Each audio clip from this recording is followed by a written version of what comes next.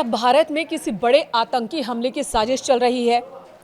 हरियाणा के फरीदाबाद में 360 किलो विस्फोटक मिला, AK-47 मिला। उधर गुजरात एटीएस ने दावा किया है कि जहर वाले हमले की भी साजिश चल रही है।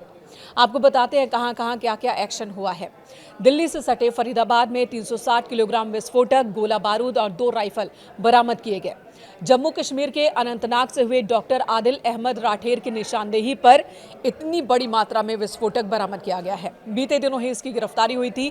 जम्मू कश्मीर की पुलिस इससे पूछताछ कर रही है और इसने जो जानकारी दी थी उसी के आधार पर हरियाणा के फरीदाबाद में रेड डाली गई, जहां से अलग अलग बैग मिले, संदूक मिले, जिसमें से विस्फोटकों का जखीरा मिला है। विस्फोटक कितना ज्यादा है, आप इसी बात से अंदाजा लगा लीजिए कि एक बहुत बड़े इलाके में इससे तबाही आ सकती थी। तो क्या पकड़े गए आतंकियों की साजिश दिल्ली में एक बड़ा ब्लास्ट करने की थी? क्या दिल्ली को दहलाने की साजिश थी या फिर कोई और ठिकाना था? आखिर आतंकियों के मंसूबे क्या थे, ये पता लगाने में इस वक्त पुलिस की टीम जुटी हुई है, सुरक्षा एजेंसियां जुटी हुई है। सूत्रों के हवाले से जो खबर आ रही है वो आपको बता दूं। गिरफ्तार दोनों डॉक्टर, 2 लोगों की गिरफ्तारी हुई, अलग अलग जगहों से हुई, दोनों ही डॉक्टर हैं। दोनों डॉक्टर जम्मू कश्मीर के एक आतंकी संगठन से जुड़े हुए हैं। ये डॉक्टर देश में कितनी बड़ी तबाही मचा सकते हैं, कितनी बड़ी इनकी योजना थी। ये 360 किलो विस्फोटक अगर कहीं इस्तेमाल हो जाते तो कितना बड़ा नुकसान होता। फरीदाबाद में बरामद विस्फोटक से कितनी बड़ी तबाही आ सकती थी। रिपोर्ट्स के मुताबिक फरीदाबाद में पुलिस ने 360 किलो अमोनियम नाइट्रेट बरामद किया है। इसके अलावा कई और हथियार भी जब्त किए गए। अमोनियम नाइट्रेट से लो इंटेंसिटी और हाई इंटेंसिटी विस्फोटक तैयार किए जाते हैं। देश में इससे पहले कई आतंकी वारदातों में इसका इस्तेमाल हो चुका है और एजेंसियों ने अमोनियम नाइट्रेट पहले भी कई आतंकी वारदातों की साजिश में बरामद किए हैं। इसके अलावा यहां से असॉल्ट राइफल भी बरामद की गई और इस पूरे ऑपरेशन को गुपचुप तरीके से अंजाम दिया गया है। किसी को इसकी भनक नहीं लगी। इस ऑपरेशन को बीते 15 दिनों से चलाया जा रहा था। फरीदाबाद पुलिस कमिश्नर सतेंद्र कुमार गुप्ता ने बताया कि अभी तक इस मामले में 2 गिरफ्तारियां हुई हैं, एक फरीदाबाद से, दूसरी सहारनपुर से। फरीदाबाद से गिरफ्तार डॉक्टर यहां पर यूनिवर्सिटी में पढ़ाते थे, जबकि यूनिवर्सिटी का नाम है अल फिला। और इस पूरे टेरर मॉड्यूल का पर्दाफाश करने में 15 दिनों का वक्त लगा।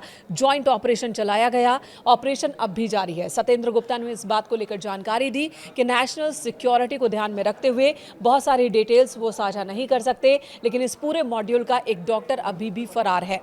9 दिन पहले डॉक्टर मुजम्मिल की गिरफ्तारी हुई थी। मुजम्मिल एक फिजिशियन है। उसने फरीदाबाद के धौज थाना क्षेत्र में किराए पर एक रूम लिया था और वहीं पर ये सभी विस्फोटक हथियार रखे गए थे।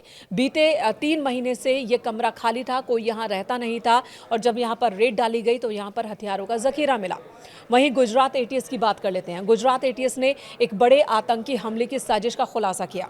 हाल ही में एटीएस ने 3 संदिग्धों को अलग अलग जगहों से पकड़ा था और दावा किया कि ये केमिकल हमला करने वाले थे।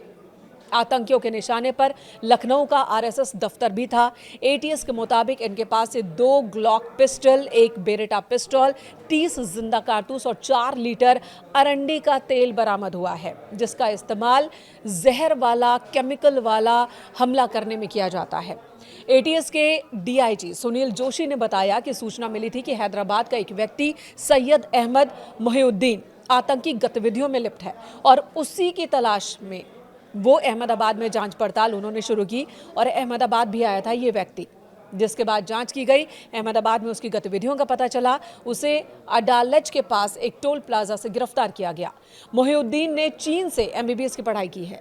वो भारत में भारी नुकसान पहुंचाने वाला हमला करने वाला था। वो कई विदेशों के भी संपर्क में था, जिनमें अबू खदीजा नाम की एक टेलीग्राम आईडी भी है, जो कथित तौर पर ISKP यानी कि इस्लामिक स्टेट खुरासान प्रांत से जुड़ा था।